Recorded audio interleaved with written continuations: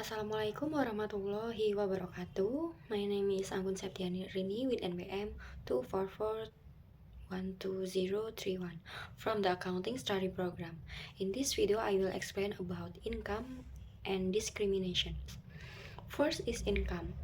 Income is microeconomics. Income is one of the important indicators in determining the economic welfare of individuals or households. Sources of income include wages from work, investment return, and transfer from the government on other parties. We enter into the concept of income. There are three concepts of income, namely types of income, income distribution, and determining factors. The first is types of income.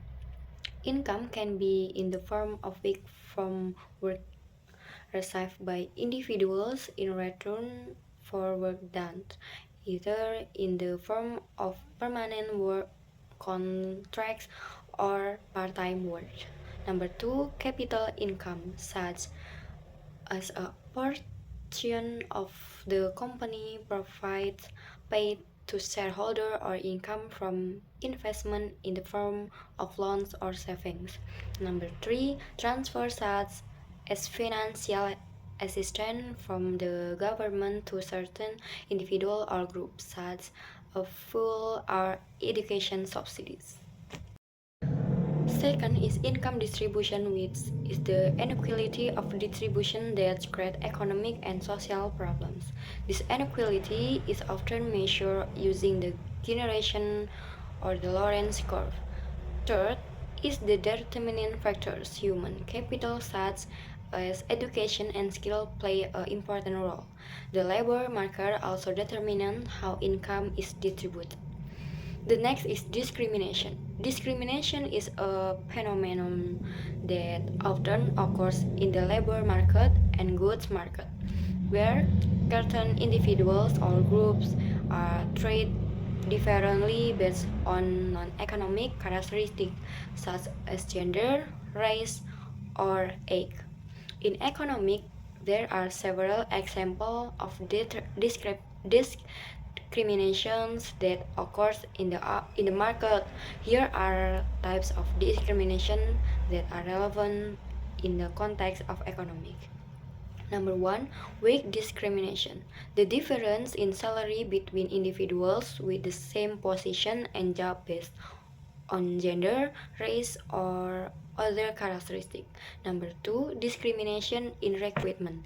Unfairness in the recruitment process where certain groups get less job opportunities because of stereotypes. Number three, promotion discrimination. Barriers for certain individuals to get a promotion even though they meet the qualifications.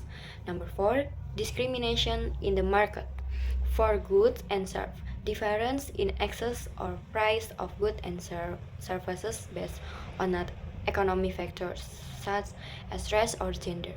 Number five, discrimination in credit. Access refusal or giving stricter requirements to certain group in getting loans or credit. Number six, productivity discriminations. Economic decisions based on the assumption of the group average, not the actual ability of the individual. Here some examples of the negative impacts of discriminations. Number one, impact on individual wage.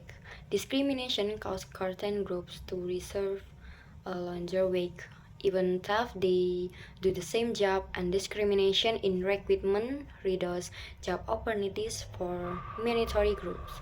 Number two, impact on the labor market.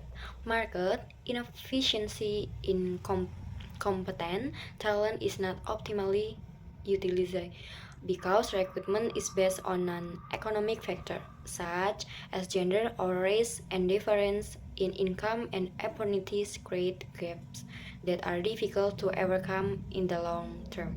Number three, impact on the macroeconomic.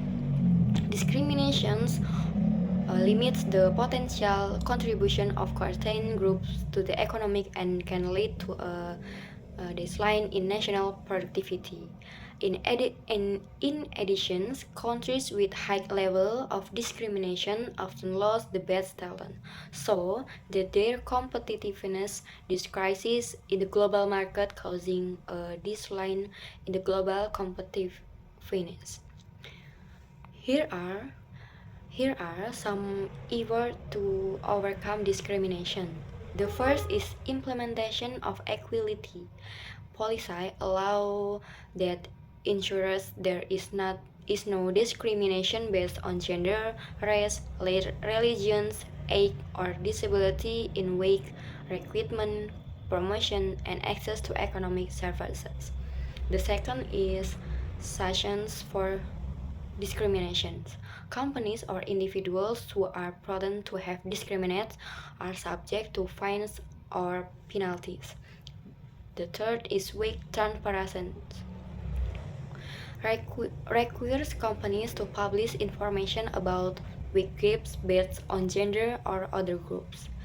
The next is qualification-based recruitment, a competence-based job selection process without regard to non-economic attributes, such a name or background. The next is economic equality awareness. Education the public and economic actors about the importance of equality to import market, efficiency, and fairness. That's all the material I can present. Thank you. Wassalamualaikum warahmatullahi wabarakatuh.